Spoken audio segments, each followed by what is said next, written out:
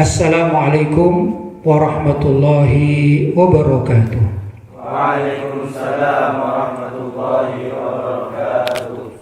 Alhamdulillah, wassalatu wassalamu ala rasulillah Sayyidina Muhammad ibn Abdillah wa ala alihi wa sahbihi wa man wala wa la hawla wa la quwwata illa billah, amma ba'd. Ikhwani rahimakumullah, alhamdulillah sampai hari ini kita masih diberi kesehatan yang sempurna oleh Allah Subhanahu wa taala. Kita patut bersyukur, mudah-mudahan Allah senantiasa menjaga kesehatan kita sehingga kita dapat melaksanakan kewajiban-kewajiban ibadah kepada Allah Subhanahu wa taala dan juga menambah hazana keilmuan kita di dalam majelis yang penuh barokah ini, Majelis Ribat Al-Murtadha. Mudah-mudahan sekali lagi mudah-mudahan Allah berkenan untuk memberikan bagi kita pemahaman dan ilmu yang bermanfaat.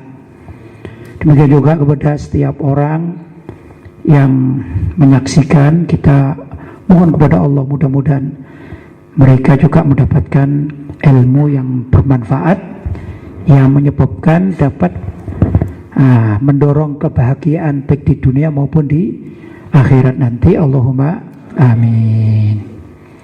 Ikhwani rahimakumullah, malam hari ini kita akan membahas satu tema, taat perintah Rasulullah Shallallahu Alaihi Wasallam itu dapat mendatangkan rizki.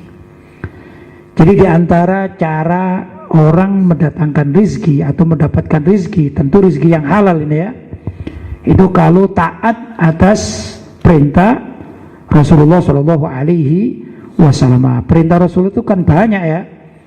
Sekarang tertulis dalam hadis-hadis Nabi ya, ada dalam kitab-kitab Sahih Bukhari ada, Sahih Muslim ada, Sunan At-Tirmidzi ada, Sunan Ibnu Majah ada, ya, Sunan Abi Dawud ada, dan lain sebagainya. Masih banyak kitab-kitab terkait dengan hadis Nabi Muhammad SAW. Di situ ada perintah-perintah Nabi. Kalau kita mentaati perintah itu, ternyata bisa mendatangkan rezeki. Rezeki itu dari siapa sih?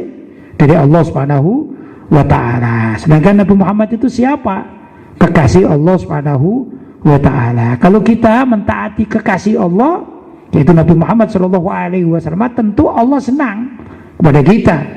Kalau Allah senang kepada kita, maka tidak menutup kemungkinan Allah mengirimkan rezeki dari sekira kita tidak pernah berpikir dari mana itu asal rezeki tersebut, ya. Karena taat kepada Nabi itu sama halnya taat kepada Allah Subhanahu wa ta'ala. Itu kan perintah Allah Subhanahu wa ta'ala tentang ketaatan kita. Wajib kita taat kepada Rasulullah Shallallahu Alaihi Wasallam. Karena itu mari silakan, sebagaimana kemarin kita baca salah satu artikel yang pernah saya tulis. Silakan Ustaz. Bismillahirrahmanirrahim. Alhamdulillahi rabbil alamin. Wassalatu wassalamu ala ashrafil anbiya wal mursalin Sayyidina Muhammadin wa ala alihi wa sahbihi ajma'in, amma ba'd. Taat perintah Rasulullah sallallahu alaihi wasallam itu dapat mendatangkan rezeki. Karya Kiai Haji Lutfi Basari. Para sahabat adalah golongan yang paling ikhlas dalam menjalankan perintah Rasulullah sallallahu alaihi wasallam. Umumnya mereka tidak banyak mengeluh, apalagi mempertanyakan kepada Rasulullah sallallahu alaihi wasallam jika ditugaskan mengerjakan sesuatu. Walaupun terkadang apa yang mereka lakukan itu sangat berat jika dihitung oleh standar kebanyakan orang di zaman sekarang. Ya, pertama begini, generasi terbaik dalam Islam itu adalah generasi pertama. Maksudnya generasi pertama yang mana di situ Rasulullah Shallallahu Alaihi Wasallam sebagai panutan, sedangkan jamaahnya, masyarakatnya, umatnya, yaitu para sahabat radhiyallahu taala anhum. Nah, tatkala para sahabat itu bergaul langsung, bersahabat langsung, bertemu langsung, belajar langsung, ya, mendapatkan pendidikan langsung dari Nabi Muhammad SAW, maka di situ bisa kita pelajari bagaimana sikap para sahabat terhadap perintah Nabi Muhammad SAW. Dan di situ banyak hal yang dapat kita pelajari. Tentu berbeda dengan kondisi zaman sekarang, ya. Kalau kondisi zaman sekarang ini orang misalnya terhadap orang tua itu misalnya diperintah, ya, itu banyak yang berpikir sebentar dulu gitu, cocok dah aku kan gitu ya. Nah, itu kepada orang tua. Demikian juga kepada pewaris para nabi. Siapa pewaris para nabi? Yaitu para ulama, al-ulama warathatul anbiya. Para ulama itu adalah pewaris para nabi. Lah, kalau pewaris para nabi ini yaitu para ulama, perintah dalam artian ini ulama yang ar-rasikhuna fil ilm, yang mendalami tentang keilmuan. Beliau mengamalkan juga apa yang diajarkannya, ya, benar-benar, dan takut kepada Allah, dan pokoknya kriteria ulama, ya, sesuai di dalam kaidah yang disepakati oleh ulama-ulama Ahlussunnah wal Jamaah, begitu ya. Nah, itu kalau perintah, maka belum tentu umat itu langsung mengiyakan atau taat 100%. Kadang-kadang masih berpikir, ya, enak nggak untuk aku ya gitu, cocok nggak untuk aku. Kalau cocok dijalankan, kalau nggak cocok masih pikir-pikir. Itu kalau zaman sekarang, berbeda dengan zaman para sahabat radhiyallahu taala anhum. Silakan Ustaz. Sebagai contoh apa yang diriwayatkan oleh Sayyidina Jabir radhiyallahu anhu, ia menceritakan bahwa Rasulullah sallallahu alaihi wasallam pernah menugaskan para sahabat menghadang para kafilah Quraisy, dan beliau sallallahu alaihi wasallam mengangkat Sayyidina Abu Ubaidah menjadi komandannya. Mereka hanya dibekali sekarung kurma. Karena itu Sayyidina Abu Ubaidah membagi-bagikannya kepada prajuritnya sebuah demi sebuah. Sebuah maksudnya sebuah kurma demi sebuah. Terus, apa yang dapat kamu perbuat dengan sebuah kurma itu? Kami menghisap-hisap seperti bayi, kemudian kami meminum air. Itu sudah cukup bagi kamu untuk sehari sampai malam. Ya, jadi ada seorang sahabat bernama Sayyidina Abu Ubaidah yang ditunjuk oleh Nabi sebagai komandan perang. Ya, sedangkan Rasulullah Shallallahu Alaihi Wasallam menugaskan kafilah ini dan hanya memberikan satu karung kurma, satu karung kurma ini. Kemudian namanya pasukan itu kan banyak ya, bisa sampai 100 kadang-kadang ya, tergantung dari situasi kan begitu. Diberi satu karung kurma. Kemudian apa yang dilakukan? Ternyata komandan, si komandan yaitu Sayyidina Abu Ubaidah itu menghitung. Mungkin kayak kita sekarang ini ya, tepat sekali ya. Kita sekarang kan musim corona, ada lockdown, ada isolasi kan begitu ya. Maka sebagian dari masyarakat yang tempat-tempatnya itu termasuk daerah atau zona merah, itu kan bisa dikatakan mengumpulkan atau bukan menimbun ya, mengumpulkan bahan untuk hidup minimal misalnya sebulan kan begitu ya. Nah, ini dengan aturan-aturan diterapkan. Mungkin dalam rumah tangga, kalau misalnya disiapkan telur 1 krat misalnya, ini dihitung begitu. Wah, hari ini nggak bisa masak telur 1 butir untuk 1 orang, nggak bisa. Misalnya kalau anaknya berapa gitu, maka harus separuh, setengah. Misalnya digoreng dengan mata sapi itu ya, kemudian diparuh, kamu ini kamu kan gitu ya. Ini biasalah dalam rumah tangga ya, menghitung ya, seperti itu. Ini juga begitu. Ada kurma sekarung tapi dibagi gitu ya, dibagi dengan sepasukan ini tentara Islam yang berjuang fisabilillah itu. Ternyata oleh komandannya ini dibagi satu persatu itu. Satu kamu satu. Kemudian apa yang dilakukan oleh para sahabat? Mereka tidak protes. Ya. Ditanya, apa yang kamu lakukan dengan kurma yang 1 butir tadi itu ini? Ya cuman kami hisap, kan manis. Kemudian kami minum air. Ya, kemudian kami berangkat perang. Subhanallah. Nggak pakai misalnya kalau zaman sekarang itu gimana kita mau perang? Ada nggak superminya gitu ya? Ada nggak biasanya itu ya? Snacknya itu ya? Ada enggak? Kalau sekarang kita nuggetnya, nanti kalau kita perang ke sana kan bisa lebih enak lah makan. Enggak begitu para sahabat radhiyallahu taala anhum. Yang diperintahkan oleh Nabi dikerjakan, dan yang diperintahkan oleh komandannya, komandan ini ya, itu dijalankan. Karena seorang komandan ya ini tidak bakalan merusak atau merugikan pasukannya atau apa yang dipimpinnya, umatnya, ya dah, pasti berpikir gitu. Karena itulah dipilih Sayyidina Abu Ubaidah ini karena kebijaksanaannya juga. Jelas ya? Maka Nabi memilih figur yang tidak salah. Beliau bisa berhitung, menghitung, wah begini, ini dan itu, kemudian kamu satu kurma ya, satu biji kurma, satu biji kurma. Apa yang dilakukan para sahabat? Apakah marah? Enggak. Baik, kami terima. Terus apa yang dilakukan? Cuma dihisap, minum air. Ya, lapar lagi, dihisap lagi. Yang penting ada manisnya, ya ada minum air. Tapi berangkat perang, luar biasa. Silakan. Pernah juga kami menggugurkan daun-daun dengan tongkat, kemudian kami siram dengan air, lalu kami makan. Setelah kami sampai di pantai lautan, kami dihadapkan kepada suatu pemandangan yang tampaknya seperti gundukan pasir.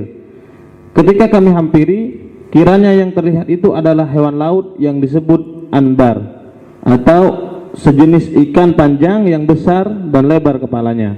Ya, tatkala perjalanan ya, ternyata para sahabat ini sampai ke dekat lautan atau ke pantai gitu ya.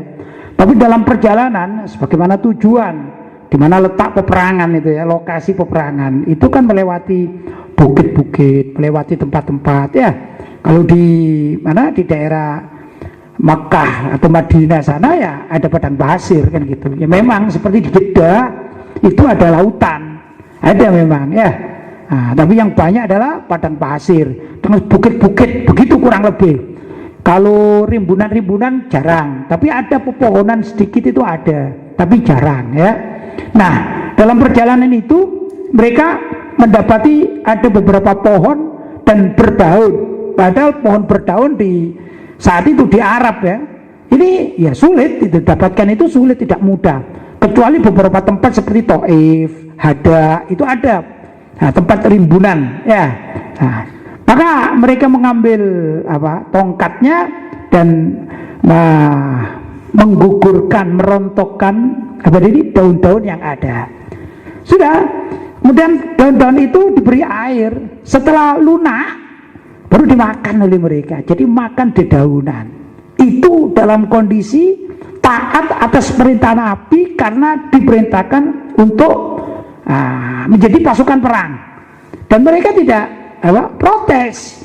Misalnya protes, nanti aku dikasih bayaran berapa ini? Enggak. Oh, makanannya cuma kurma sebiji itu untuk sehari semalam ya. Atau daun-daunan yang dirontokkan dan diberi air seperti itu. Ya tentu ada daunan-daunan tertentu itu ya, yang saya pribadi tidak begitu paham ya dalam dunia itu ya. Ya ikhwan, itulah kurang lebih apa yang dilakukan oleh para sahabat radhiyallahu taala anhum. Nah, suatu saat mereka ini melihat satu gundukan di dekat pantai. Itu apa itu gundukan? Mereka datang, ternyata ikan yang besar. Kalau di dalam bahasa hadis namanya ikan ambar ya, tapi saya tidak tahu ikan ambar itu terjemahnya apa kalau zaman sekarang ini ya. Karena saya bukan nelayan, tidak tahu dunia kelautan ya, tidak begitu tahu saya. Jadi ada ikan yang besar, mungkin gambarannya seperti ikan paus, kan besar ya. Begitulah kurang lebih. Nah, setelah dihampiri ternyata ini ikan, ikan. Kurang lebih begitulah. Lanjut Ustaz. Itu bangkai, kata Sayyidina Abu Ubaidah. Akan tetapi tidak mengapa. Aku adalah utusan Rasulullah SAW yang mengemban tugas di jalan Allah. Kalian dalam keadaan terpaksa, karena itu bolehlah kalian makan.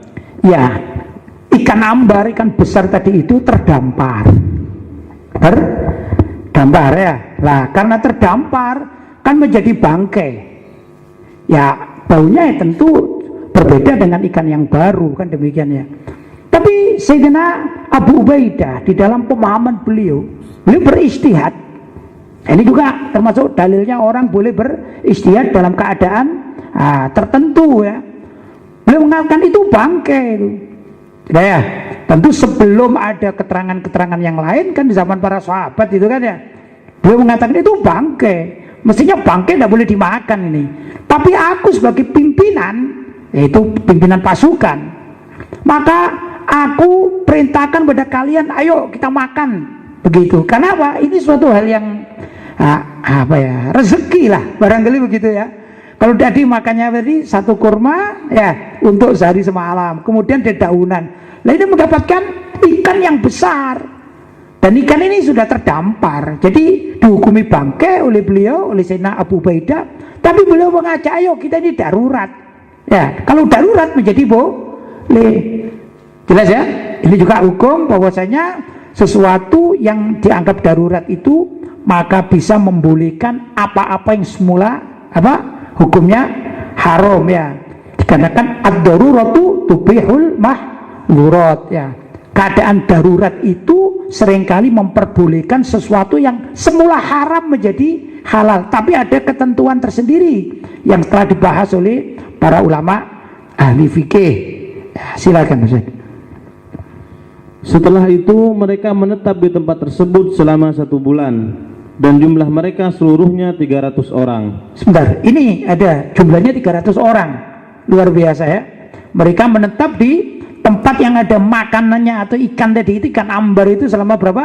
1 bulan. Silakan lanjut. Mereka menjadi gemuk semuanya karena memakan ikan ambar. Mereka ambil minyaknya dari rongga matanya dan menampungnya dalam tempayan besar. Kemudian mereka potong-potong dagingnya seperti memotong daging lembu. Ya, subhanallah, karena ada rezeki kan gitu ya. Mereka menetap di situ dan makan akhirnya. Dan luar biasa, ternyata mereka jadi gemuk-gemuk. Ya, yang asalnya perjalanan jauh melelahkan dengan makan yang ala kadarnya, jelas ternyata Allah mengirim suatu rezeki bagi mereka. Jelas ya. Inilah yang dikatakan taat kepada perintah Rasulullah. Ternyata Allah mengirim ikan ambar bagi para sahabat yang taat tersebut, sampai mereka memakannya dan mengambil minyaknya, kemudian mereka makan bersama dan jadilah gemuk-gemuk. Nah ini artinya rezekinya makmur. Jelas ya? Itu kalau kita taat kepada perintah Rasulullah Shallallahu Alaihi Wasallam. Silakan. Sayyidina Abu Ubaidah memanggil 13 prajurit dan menyuruhnya masuk ke rongga mata ikan yang besar itu, dan ternyata mereka semua dapat masuk ke dalamnya. Setelah itu diambilnya kerangka ikan tersebut lalu ditegakkannya. Kemudian disuruhnya unta yang paling besar berjalan di bawah kerangka ikan tersebut. Saat pulang mereka ambil daging ikan itu sebagai perbekalan dan untuk mereka masak. Ya, subhanallah, setelah 1 bulan di sana, kemudian mereka ini melihat situasi yang ringkas cerita bahwa Sayyidina Abu Ubaidah memanggil beberapa orang, kemudian mencari atau dilihat, ini coba kamu ambil ininya, kamu itu kamu potong dan lain sebagainya, sisakan yang ini kita bawa pulang ya. Kemudian kerangkanya ini, saking besarnya kerangka ini, ternyata kerangka itu diberdirikan begini ya. Setelah diberdirikan, namanya ikannya kan ada tempat-tempatnya yang lubang-lubang itu. Ini onta yang paling besar suruh masuk, ternyata apa? Bisa masuk ontanya ini. Berarti apa? Besar sekali ini ikannya. Jelas ya? Saking besarnya sampai onta bisa masuk lewat bawahnya ikan, kan begitu.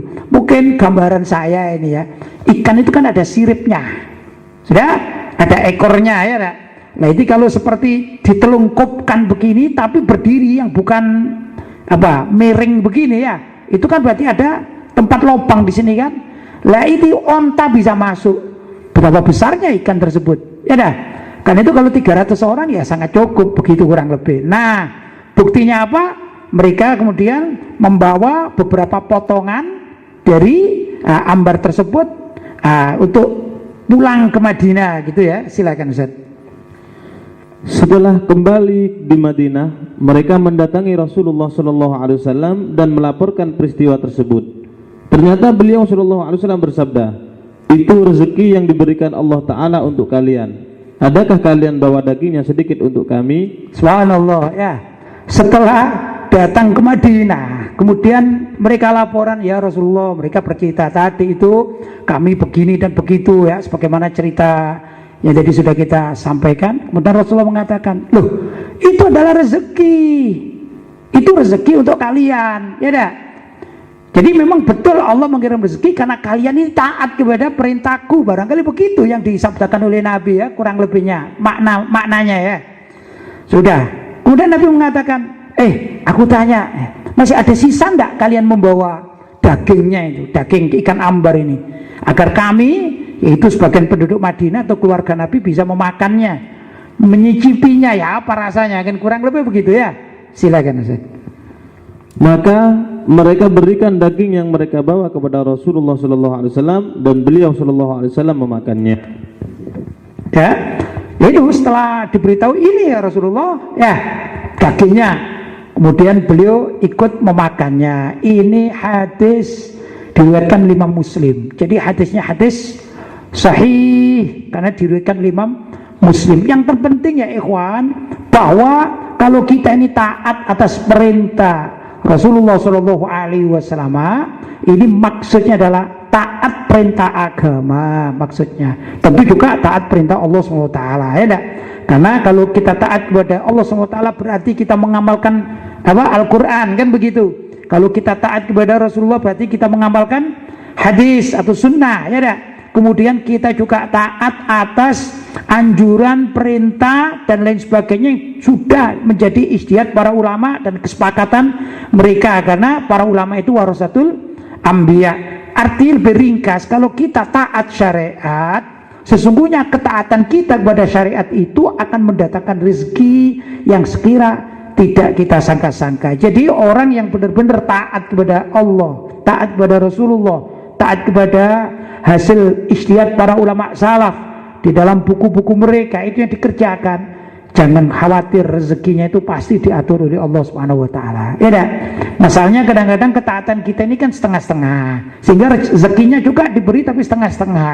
Yang lebih tidak taat ya sudah, rezekinya akan dipersulit. Walaupun memang ada, Allah itu memberikan rezeki kepada orang kafir. Tujuannya apa? Agar orang kafir itu semakin dia cinta dunia, besok di akhirat kecintaan pada dunia, apalagi ya tidak tahu halal dan haramnya, besok balasan yang pedih ini berlipat-lipat ganda atas kekafirannya dan juga atas kecintaannya terhadap dunia, sehingga dia berebut dunia. Karena itu kalau ada orang Islam, naudzubillah min dzalik, yang direbut hanya dunia, dan dunia, sampai lupa kepada kewajiban akhirat dan syariatnya, ini bahaya, ya, bahaya. Bahkan Nabi mengatakan urusan sholat saja ini ya, sholat kan urusan syariat, ya, as-sholatu imaduddin, bahwa sholat itu tiang agama. Sampai Nabi itu membatasi begini,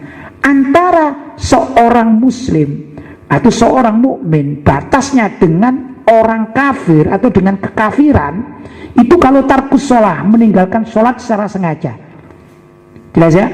Meninggalkan sholat secara sengaja itu, kamu nggak sholat, ada apa? Sholat nggak perlu, yang penting aku kerja. Hidup di dunia kan untuk kerja, untuk makan. Masa hidup di dunia untuk sholat?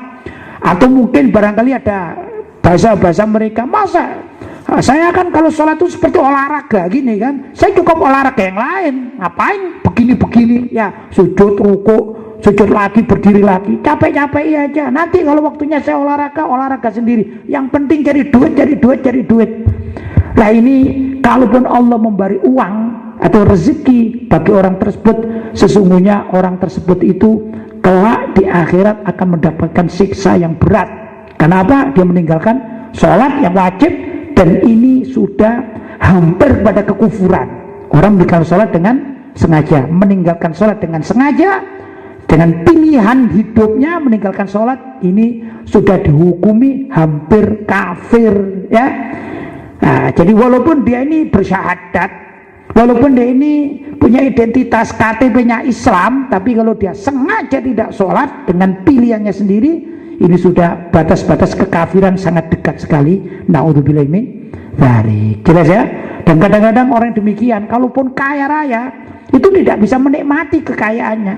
Dia masih banyak pikiran-pikiran dan lain sebagainya, tergantung ini dan itu, terikat, akhirnya dia tidak bisa menikmati. Berbeda dengan orang yang hatinya sudah baik, ya hatinya suci, murni, dia mendapatkan rezeki walaupun tidak banyak tapi nikmat. Dia bisa menikmati kehidupannya, dia bisa istirahat dengan nyaman, hidup dengan enak, ya dah.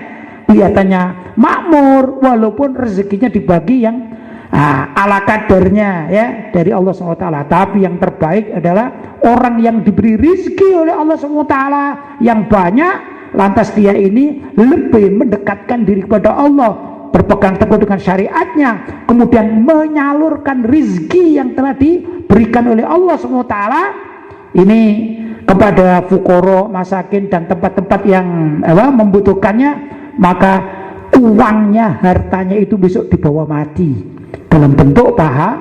Nah, jelas ya? Silakan Ustaz.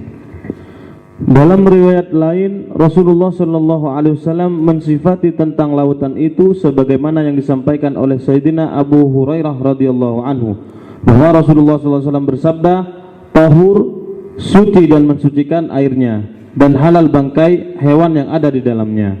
Ya, tatkala Nabi SAW ditanya, ya, soalan Nabi SAW anil bahr, tentang lautan, apa itu hukumnya lautan? Faqala Nabi SAW, beliau menjawab, at-tahuru ma'uhu wal hillu maitatuh. Ini airnya, air lautan itu tahur, suci. Berarti bisa untuk apa? Bisa untuk mandi junub, bisa untuk wudhu, bisa, ya dah. Pokoknya untuk bersesuci itu bisa. Wal hillu maitatuh, dan halal bangkai yang ada di dalamnya. Jadi ikan ambar yang tadi itu kan bangkainya binatang laut atau ikan, itu bukan bangkai tapi halal. Dalam persepsi pertama, Sayyidina Abu Ubaidah beranggapan bahwasanya bangkai itu kan haram. Misalnya bangkai kambing ya yang tidak disembelih itu kan haram, bangkai ayam kan haram, ya ada bangkai sapi, bangkai otak itu kan haram kalau tidak disembelih, mati biasa gitu, kecuali ikan. Kalau ikan yang benar-benar hidup di lautan, bukan di bawah alam ya, lautan seperti ikan. Nah ini kalaupun dia mati tanpa disembelih, itu kata Nabi SAW, al-hillu maitatuh. Apa itu? Halal bangkainya. Jadi apa? Nggak ada yang namanya ikan yang benar-benar di lautan itu yang haram, nggak ada. Kecuali kalau dikenal, misalnya ya, ada satu ikan yang memang dikenal oleh dunia kedokteran secara valid itu ada racunnya, maka tidak boleh karena bisa mematikan. Ya dah. Tapi secara umum yang namanya ikan di lautan itu halal, jelas ya. Apapun jenisnya hukumnya halal, kecuali andai kata ada ikan yang hidup dua alam ya, dia bisa berjemur di berjemur di pantai dengan lama, mencari makanan juga di luar pantai, kemudian dia bisa mencari makanan di dalam lautan, misalnya hidup di dua alam ya, darat dan lautan. Ini menurut para ulama hukumnya haram. Tapi kita secara umum bicara global bahwasanya ikan yang ada di lautan itu andai kata mati bukan bangkai namanya, bukan bangkai yang diharamkan, betul bangkai tapi tidak haram. Jadi ambar tadi itu bukan hal yang haram, bukan barang yang haram, jelas ya. Nah ini artinya Allah SWT ternyata mengirim ikan ambar bagi para sahabat, berapa tadi? 300 orang jadi anggota pasukan yang dipimpin oleh Sayyidina Abu Ubaidah, dikirim apa? Rezeki. Kenapa? Karena taat kepada perintah Rasulullah Shallallahu Alaihi Wasallam. Ya ikhwan, itulah kalau kita kepingin rezeki kita ini mapan, lapang, ya rezeki kita ini luas, maka coba kita berupaya untuk taat kepada perintah syariat, perintah Allah dan perintah Rasulullah Shallallahu Alaihi Wasallam. Di mana kita dapatkan mulai yang dirancang oleh para ulama dalam kitab-kitab fikih yang paling kecil, yaitu kitab fikih ibadah, fikih muamalah, fikih jinayat, ya jinayat itu hukuman, demikian dan seterusnya. Ini kalau itu yang ditaati, luar biasa, rezeki ini akan terus mengalir. Kalau kita mulai anti terhadap syariat. Apa syariat tidak perlu? Kita hidup bukan di zaman Nabi kita ini. Kita hidup zaman sekarang. Ada apa perlu syariat? Innalillah min dzalik. Ya enggak? Samping dia orang semakan demikian ini bisa kufur, kedua rezekinya akan dicabut oleh Allah Subhanahu wa taala. Jelas ya? Ya ikhwan, mudah-mudahan apa yang saya sampaikan ini ada manfaatnya. Mudah-mudahan kita juga dijaga oleh Allah SWT di kesehatan, dan khususnya zaman sekarang, era sekarang atau musim sekarang, musim corona. Mudah-mudahan Allah menyelamatkan kita, keluarga kita, handai tolan kita, masyarakat kita dan negara kita dari serangan virus COVID-19 atau corona. Ya dah. Itu yang kita doa kepada Allah SWT. Mudah-mudahan apa yang saya sampaikan ada manfaatnya. Kurang lebihnya mohon maaf yang sebesar-besarnya. Hadza ma aqulu lakum wal 'afu minkum. Wassalamualaikum warahmatullahi wabarakatuh. Waalaikumsalam warahmatullahi wabarakatuh.